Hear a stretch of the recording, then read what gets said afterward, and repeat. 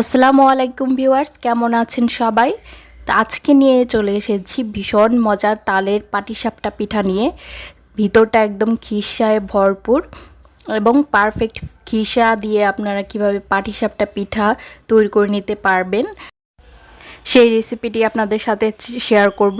তো চলুন মূল রেসিপিতে চলে যাই।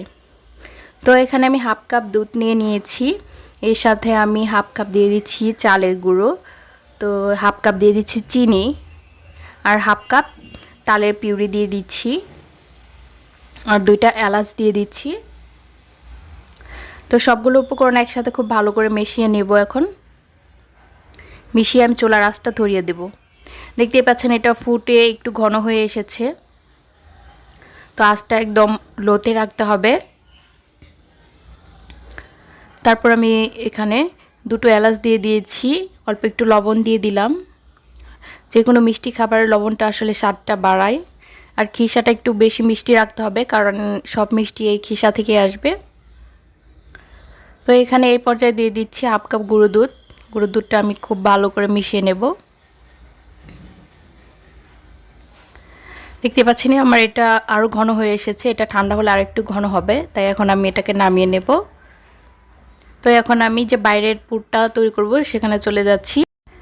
এখানে 1 কাপ নিয়ে নিলাম উঁচু করে, 1 কাপ চালের গুঁড়ো, আমার এটা ভিজা চালের গুঁড়ো, আর হাফ কাপের একটু কম দিয়ে দিলাম ময়দা, অল্প একটু লবণ। এখানে হাফ কাপ দিয়ে দিচ্ছি গুঁড়ো দুধ, 2 টেবিল স্পুন চিনি, আর এখানে দিয়ে দেবো হাফ কাপ হচ্ছে তালের পিউরি। আমি ভেজা চালের গুঁড়োটা ইউজ করছি, আপনারা চাইলে শুকনোটা ব্যবহার করতে পারেন। এখন 1 কাপ পানি দিয়ে আমি সুন্দর একটা ডো তৈরি করে নেব। আর ময়দাটা অবশ্যই ইউজ করবেন, এতে পিঠাটা অনেক ঠান্ডা হলেও সফট থাকবে। তো আমার ডোটা রেডি হয়ে গেছে, দেখতেই পাচ্ছেন এরকম কনসিস্টেন্সি থাকবে। তো এখন চুলায় চলে আসলাম। চুলায় অল্প একটু তেল দিয়ে আমি ব্রাশ করে নিচ্ছি।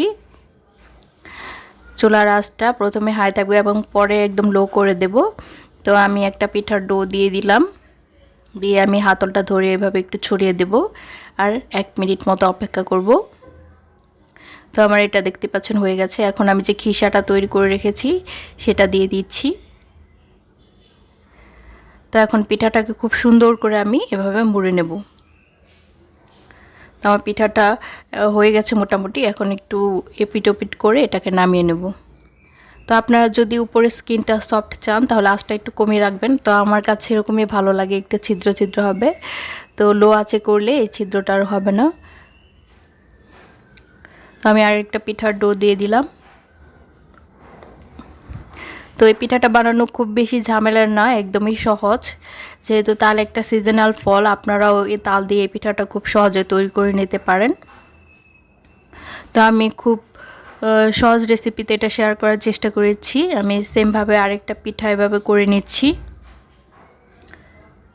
তো দেখতেই পাচ্ছেন কতটা সুন্দর হয়েছে, আর কালারটা তো কথাই নেই, অনেক সুন্দর এসেছে। তো আমি এই পিঠাটাও সেমভাবে উঠিয়ে নেব, আর একইভাবে সবগুলো পিঠা আমি বানিয়ে নেব।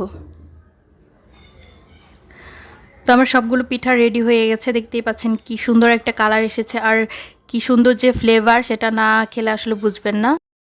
তো রেসিপি ভালো লাগলে পেজটি ফলো দিয়ে অবশ্যই পাশে থেকে যাবেন, আর ভিডিওটিতে লাইক কমেন্ট করবেন। আল্লাহ হাফেজ, আসসালামু আলাইকুম।